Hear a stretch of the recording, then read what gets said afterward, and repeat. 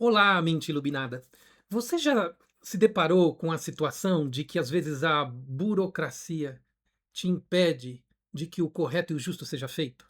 Isso pode ser num seguro-saúde, num atendimento num supermercado, num atendimento no hospital, num atendimento de uma fila de compra de ingresso, qualquer situação. Você já viveu isso? E aí eu quero trazer uma reflexão sobre isso, e de você precisar de um documento, de você ter um seguro de automóvel, e você precisar de alguma situação de que as coisas funcionem, e você vê que a pessoa que está te atendendo está preso a certas coisas e a não fazer o certo. Ou você é a pessoa que está do outro lado, que é obrigado a respeitar certas regras, sabendo que não está ajudando a pessoa com quem você está falando. Você já viveu essa situação?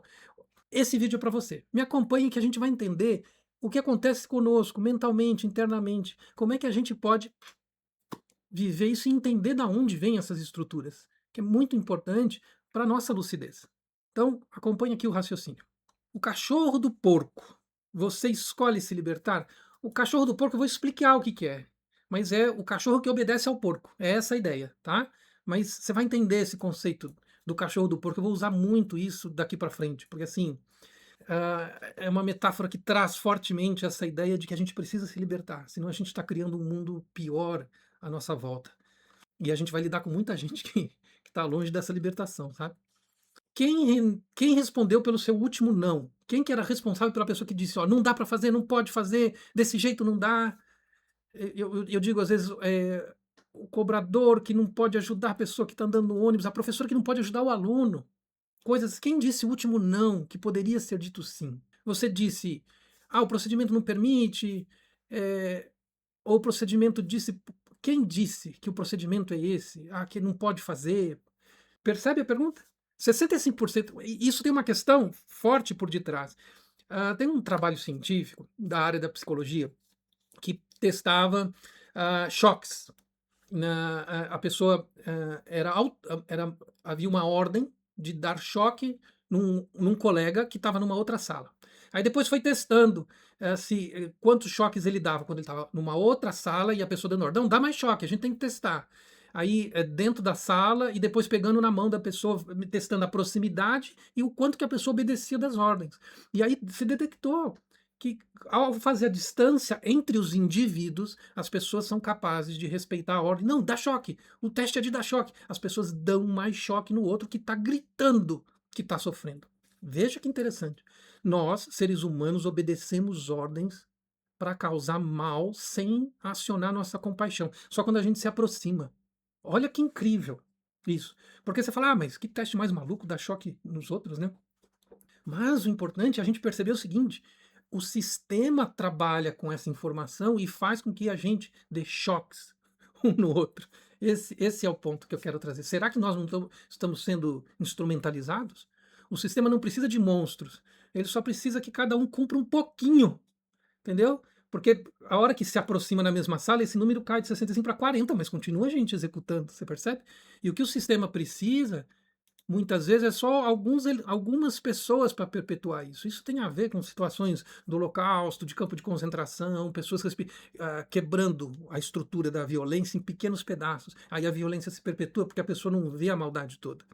Então, A Fazenda do George Orwell, o livro A Fazenda dos Bichos, A Revolução dos Bichos, né, que é mais conhecido com essa tradução, ele mapeou isso de uma maneira brilhante em 1945, quando ele escreveu, e aí ele colocou os porcos como esses gestores, esses caras donos, que são os donos da estrutura. Eles se tornam dono da fazenda. E eles mandam, eles que decidem para ganho deles, para os benefícios dele. Então eles são os da grana, os do poder, tá? E os cachorros são os que executam. Os cachorros latem, mordem, não deixa aproximar, penaliza, mas não ganham nada, ainda mais comparado com os porcos. Então, os cachorros são servis aos porcos, mas para controle do resto da fazenda. As ovelhas, por exemplo. Então, eles controlam todos na fazenda. Então, a burocracia converte decisões humanas em procedimentos impessoais. E quem faz a conversão do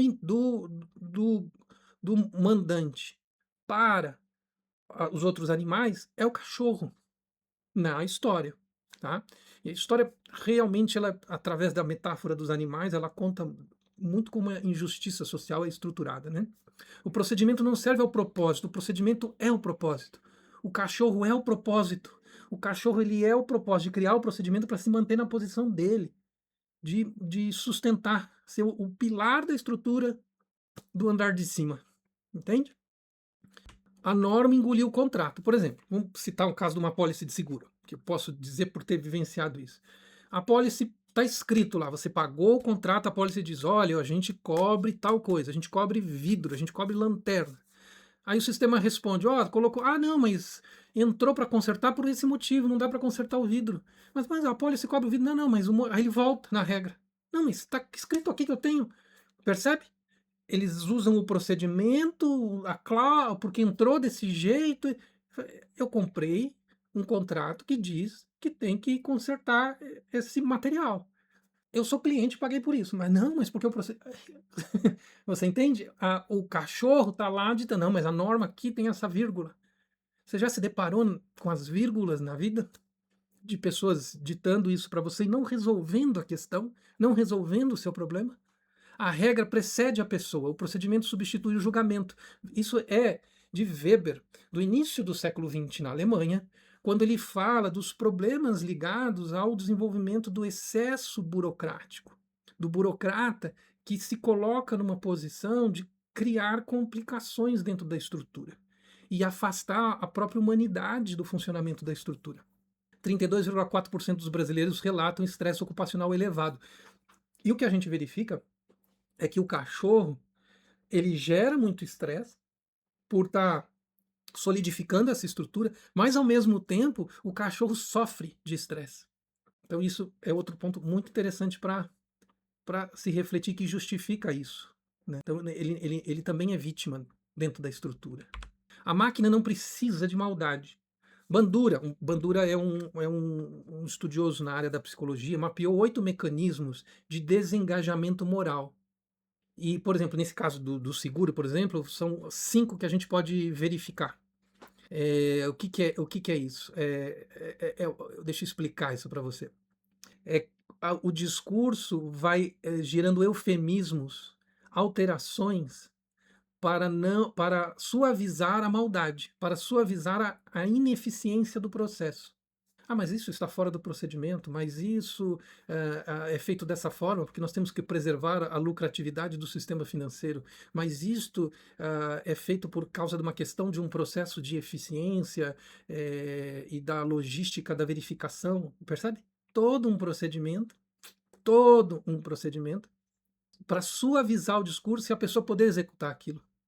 Então, esses procedimentos que Bandura ressalta foram feitos, por exemplo, pelas pessoas no exército alemão ao gerenciar os trens que levavam as pessoas para o campo de concentração, a gerenciar a contagem, a gerenciar o envio das roupas daqueles que foram pulverizados e coisas desse tipo.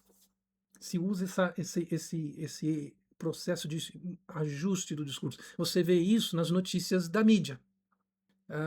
Então você vê, por exemplo, 2 países em guerra, mas se um país é, a mídia está do lado dele, diz, olha, o regime daquele outro país disse que, enquanto aqui o presidente diz, mas que é isso? O presidente é ditador, ele também é dono de um regime, entende? Mas não se chama esse aqui de ditador, de regime, não, o regime é o outro, né? E aí não se fala porque ele fala da falta de liberdade aqui, mas aqui ele está prendendo gente. Aqui a pessoa não pode escrever no jornal analisando uma notícia, porque senão vai presa, e que coisa desse tipo, entende? Então ele mostra que existe nesse caso o ajuste do diálogo para suavizar essa estrutura. E aí tem uma coisa que eu escutei em algumas situações, e acho que você também, não sou eu, é o procedimento. Desculpa, já ouviu essa? É o sistema. Não, é que o sistema diz que tem que ser assim. O que é o sistema? Quem que decidiu o sistema? Né? A distância da vítima derruba a obediência, né? De 65 para... Se ela se aproximar, se a vítima... Se o cachorro, né, estiver mais perto da vítima, mais próximo da vítima, ele vai entender. Isso, sabe?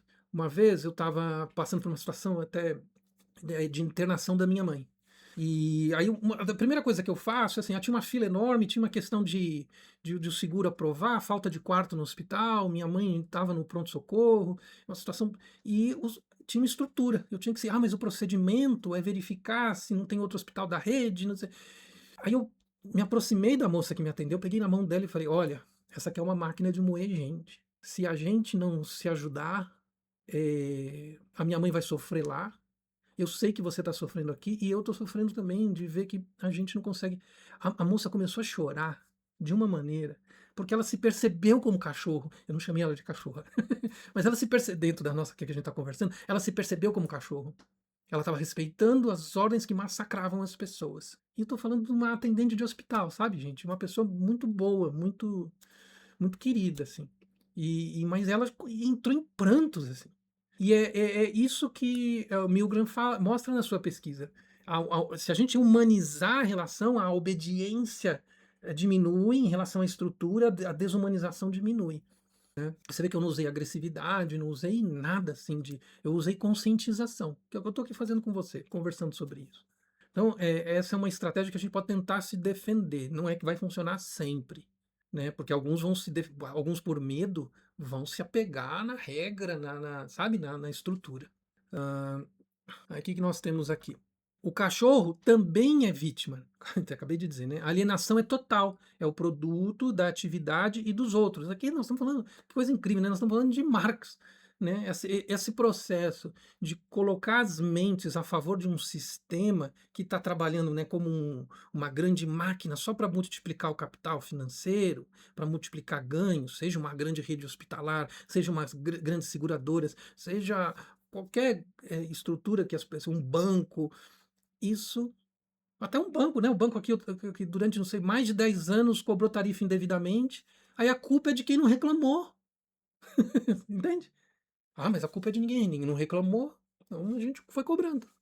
Gente, 10 anos de cobrança, sabe? Então, assim, estrutura para gerar mais lucro. Então, a persona profissional, e aqui tem uma questão psicológica que o Jung traz. A hora que o cachorro vende a alma para a estrutura, a hora que o cachorro vende a alma para a estrutura, ele perde a conexão com o self, segundo o Jung, né? Segundo o Jung. Então, o que isso vai acontecer? Ele perde a conexão, vamos colocar numa linguagem, com a própria alma, com a própria espiritualidade, com aquilo que fundamenta ele enquanto indivíduo, daquilo que dá aspiração, que alimenta o sopro da vida nele. E por isso que as pessoas adoecem. Por isso que as pessoas que cada vez mais vão se prendendo a grandes estruturas adoecem. Eu não vou entrar nem nos méritos de competição corporativa, disputa entre departamentos, só que sei, dá para fazer um outro vídeo sobre esse tema, mas que gera esses mesmos resultados, tá? Já viu aquela assim, a gente não tenta melhorar o processo assim, quem errou? É culpa de quem? Já ouviu isso? Isso alimenta essa obediência às regras corporativas e a desumanização das relações. Então, a disciplina que liberta. A disciplina interna, você aprender a meditar, a se acalmar, a organizar as suas relações internamente, por isso que a terapia ajuda tanto. Você ter isso, essa clareza mental, que é o meu trabalho aqui, essa clareza mental, isso faz com que a gente tenha um procedimento interno que gera algo contrário, que combate esse procedimento externo que aprisiona. Aqui Musashi é citado, o grande samurai, porque ele trabalhava com essa forma de não se. Ele era um ronin, ele não tinha um senhor que o comandava, ele vivia, era um espírito livre para não se aprisionar e para poder continuar evoluindo. A plena atenção revela essa interconexão, e quando eu pego na mão da atendente do hospital e digo: nós estamos juntos de uma máquina de moer carne, de moer pessoas. Eu pegando ela sente o processo, entende? Nós intersomos. Eu sou com ela no sofrimento da minha mãe que está ali no hospital, no pronto-socorro. Então, nomear o mecanismo, e isso a clareza mental é fundamental, é o primeiro ato. E aí você também começar a pensar, você está sendo cachorro? É dura essa pergunta, né? Mas eu acho que é uma maneira de despertar. Estou sendo cachorro? Mas você pode ser gavião. O que é o gavião? Gavião real. É uma ave nobre brasileira, né? O gavião vê a arquitetura inteira. Age com precisão. Age com olhar. A pergunta não é condenar o cachorro, mas entender a estrutura. E aqui é a essência do meu trabalho. ajudar as pessoas a entender as estruturas para terem mais sanidade mediante ela. Esse vídeo é nessa direção, mas o aprendizado da meditação é outra ferramenta, a terapia é outra ferramenta, e por isso que eu sempre falo ao final, né, para as pessoas compartilharem os vídeos, porque a capacidade de ajudar o próximo, ajudar o outro também é ferramenta. Você se coloca na ajuda do próximo também é ferramenta, tá? Então pensa sobre isso, repassa o vídeo e não seja cachorro. Tá bom? Grande abraço, até o próximo vídeo.